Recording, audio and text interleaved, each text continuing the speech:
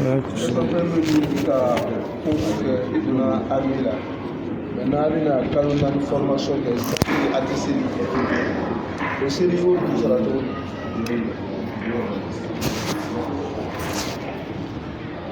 Não famo. Diga como que tá do armila. Se a muito a machine bobo. Na armila, quando na informação que quando na nani. What did you do da serie? Quando na problema o serio trato. Mais qu'on a concours que c'est-à-dire il y a concours que ka do armée la concours martial ko kalo nani tante ka seli ni sara kalo saba ko fe do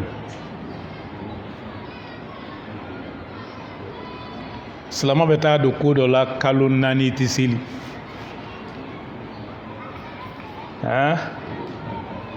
badri kala sungalo lola badri kele silamaw bɛ sun na tire kɔrɔ u bɛ guerre la ele taara armée dɔrɔn concours lo kɛ ele bɛ formation dɔrɔn na kɛlɛ tɛ yen i bɛ sigi la bon kɔnɔ ka sisɛsogo dom tan tɛ yen ka seli non ni silama bɛ kalo naani kɛ i b'i yɛrɛ bolo i tɛ seli kana don o ko la. Question filanan min ye binganikɛla mɔgɔ min bɛ bin muso kan ko sariya ka mun fɔ ti ka ko la. Olu ye ko mɔgɔ min bɛ muso violer k'a bin muso kan na a fɔ olu ma musiduna fil ard olu ye tiɲɛlikɛlaw ye dugukolo kan olu ye mufsidun fil ard olu sara kan ka faga walima k'u bolo kelen tigɛ k'u kinibolo tigɛ k'u numanbolo tigɛ k'u kinibolo sen tigɛ k'u numanbolo sen tigɛ aw yunfaw min al ard walima k'u gɛn ka bɔ jamana kɔnɔ donc dugukolo olu ye tiɲɛlikɛlaw olu ye dugukolo kan o ye n'u ya kiti kɛra mufsiduna fil ard n'a kɛra jɛnɛya ye parce que mɔgɔ min bɛ bi muso kan tuma dɔw la arme b'u bolo muru b'u bolo walima murufa b'u bolo ko n'i banna min n'i faga nka olu ye bingannikɛlaw tiɲɛlikɛlaw lo vraiment ala k'an kisi a ma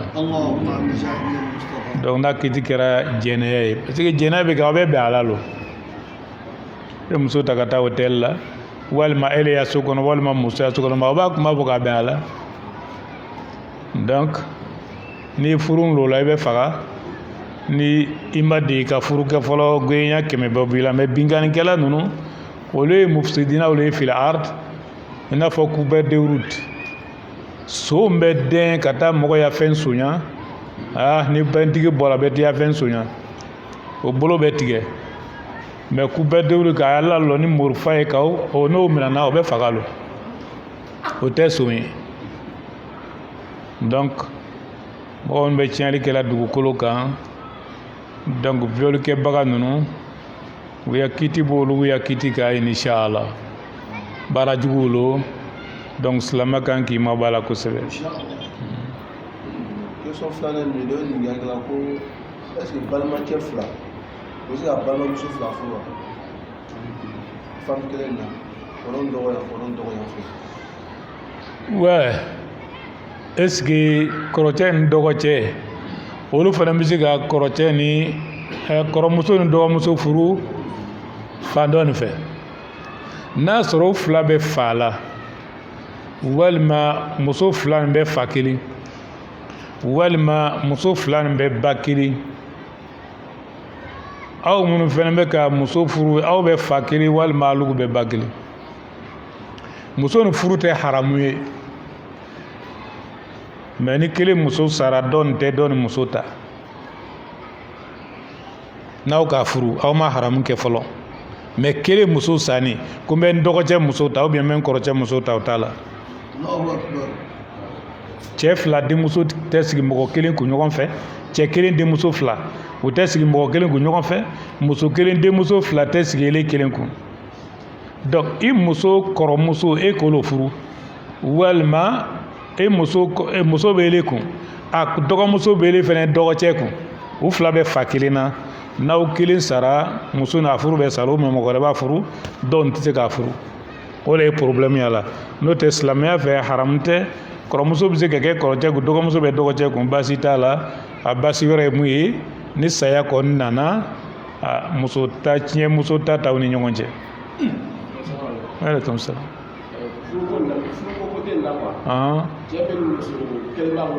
Ayiwa. Alamisa nata sini alamisa ló lè furu bɛ siri quoi. Ayiwa. Ebi sɔgɔma ou bien su mercredi su fɛ ou bien alamisa yɛrɛ sɔgɔma a sɔrɔ k'a fɔ muso ko yɛrɛ ko inshallah me kɔrɔbalen la bikire fɛ inshallah. Ayiwa.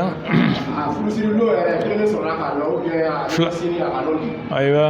Kisa bɛ di. Voilà, peut-être mɔgɔw tɛna question mais question ko c'est-à-dire muso dɔ b'i kun i b'a fɔ ka muso filanan furu alamisa ye furusiri ye filanan bɛna na i k'a fɔ premier ɲɛna arabalo ko ni ala sɔnna sini dɛmɛbaga bɛna na o min filɛ o ye silamɛya t'a fɔ k'i ka kojugu kɛ a bɛ bɔ adamadenw ni ɲɔgɔn cɛ urful makan aw ma aw yɛrɛ ni ɲɔgɔn cɛ bɛ cogo min na i bɔra muso dɔ kɔ k'i bɛ n'o furu i k'o f'a ɲɛna a taara o kunbɛn lɔgɔfɛ la ka tugu o bugɔ i bɔra dɔ wɛrɛ kɔ a taara o bamuso nina a y'a so ko n cɛ b'a fɛ k'i den ta n'i bɔra sabanan kɔ i b'o dogo dɛ donc a bɛ bɔ adamadenw cogoya la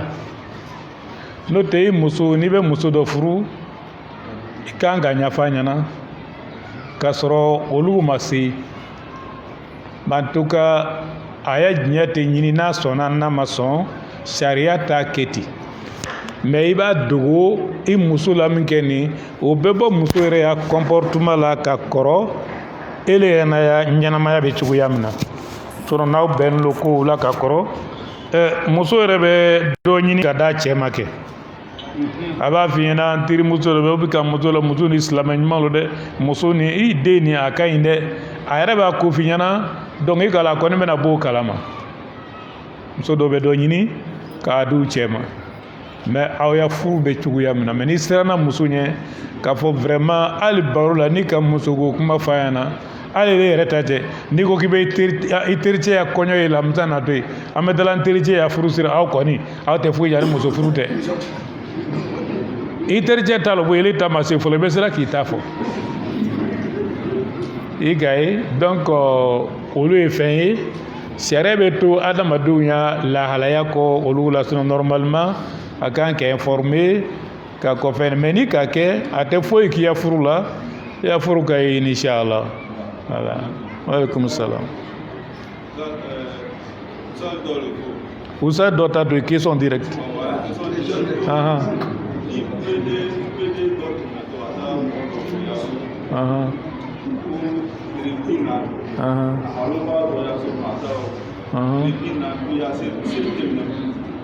ah bon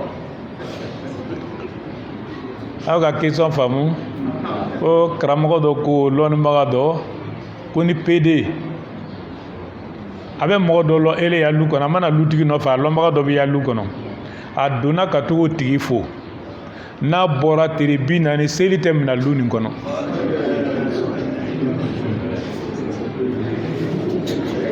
a bɛ fɔ olu ma ko a targhib wa tarhib lɔnnibagaw b'o fɔ a bɛ fɔ kuma suguya ma ko targhib wa tarhib e ma ka faniyaba dɔ tigɛ ka mɔgɔ lasira ko dɔ ɲɛ ko nin ka jugu a cɛ man ɲi i k'a fɔ ko ni ka kɛ i bɛna don jahanama kɔnɔ o t'a to la ye ni k'a fɔ ni ka kɛ nin bɛ k'i la o t'a to la ye sariya bɛ sira d'i ma i bɛ mɔgɔ minnu cɛla i bɛ kuma f'u ɲɛna kuma min b'a to u b'a to yen hali n'o tɛ tiɲɛ ye madama ni kojugu dabilatɔ lo n'i ko la sisan ko seli tɛ mina lu nin kɔnɔ seli bɛ mina mais mɔgɔw bɛna fɔ a cɛ ka jugu dɛ ele m'a kɛ a ma kiya lu kɔnɔ f'a timidɔlo donna lu kɔnɔ dɔrɔn tile 40 seli tɛ mina lu kɔnɔ kuma tɛ sababa ye mais ni lɔnnibaga k'a fɔ a ma haramu fɔ a bɛ ka mɔgɔ gɛn ka bɔ kojugu dɔ la kama an ka dɔ ya kuma dɔ la an bɛ ko ale b'a fɔ la ko u bɛ sara welela tɔgɔ wɛrɛ la janban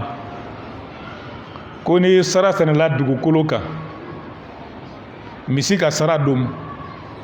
bin lo fɛrɛ na o dugukolo kan sara bɔla foro la ɲina san wɛrɛ bin nana fɛrɛ o kan misi tagara bin nin domu o misi fagala ni k'o sogo domu k'i tɛ don arijinɛ kɔnɔ o ni nin bɛɛ ka surun ɲɔgɔn na i ma sara min misi yɛrɛ ma sara min ale ka bin lo domu misi ma sara domu mais o sogo domuni o ni sara bɛ ɲɔgɔn ɲɛ sira la wa mais ale bɛ mun lo nɔfɛ ko ni k'o misi sogo domu k'i tɛ kisi ni ka sara yɛrɛ min o la dun donc kɔrɔ le ko ka sara to yen donc karamɔgɔw y'a kuma o cogoya olu mɔgɔw tɛ se k'a faamu parce que ni k'a fɔ k'a dantimi k'a dabɔ kuma min fɛnɛ kama donc mɔgɔ bɛ taa kɔnɔla fili d'a fɔ olu ma ko targhib wa tarhib ka adamadenw bila ko ɲuman na jaasaw b'a kɛ o kama i b'a ye mais ni ka kitabu ye i b'a sɛbɛnni a kan fɔlɔ ko targhib wa tarhib a b'a yɛrɛ expliquer i ma ye ni ka suran sɔrɔ ye ko ni ka kulalaw kɛ tan ni ka yasi kɛ tan ni ka suran nin kɛ tan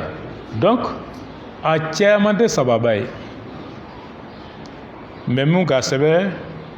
k'a ɲininka ko munna ka nin sɛbɛ ka nin fɔ ten k'ale k'a ye mɔgɔw kɛlen bɛ ka kuranna ye k'a to yen ka taa kɛ wurudi ye mɔgɔw kɛlen bɛ ka kuranna ye k'a to yen k'a kɛ wurudi ye or khayru dhikr tilawatul Quran wurudi si tɛ diɲɛ kɔnɔ min baraji ka bon ni kuranakala ye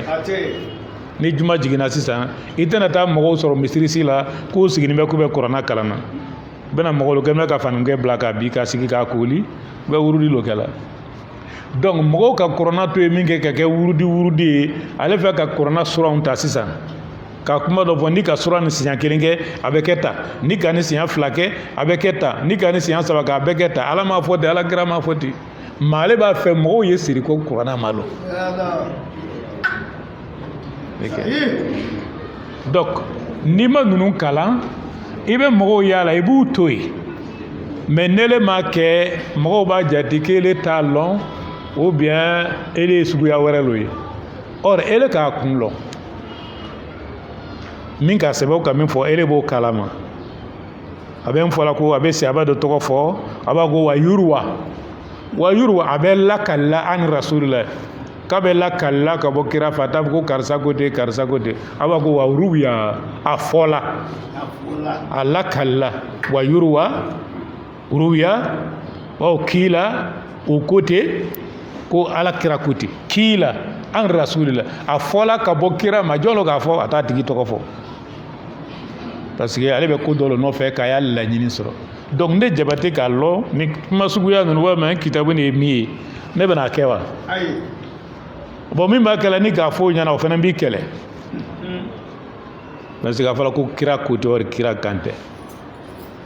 donc o kama ale fana ka dɔ bila kuranna la